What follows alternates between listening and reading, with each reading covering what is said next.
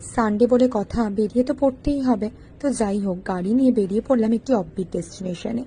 গাড়ির থেকে নেমেই দেখতে পেলাম সুন্দর লাল রঙের কটেজ, যেটা পুরো ভাইব্রেন্ট একটা লুক দিচ্ছিল।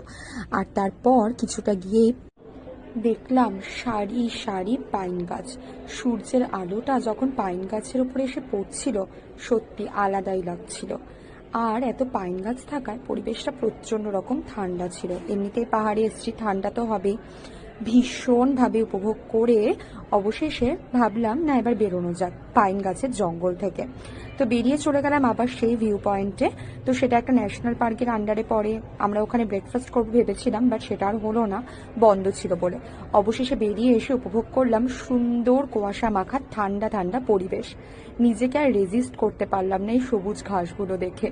শুয়ে পড়ে আমার বরকে বললাম, একটা ভিডিও করে দাও তো। অবশেষে এই সুন্দর মায়াবী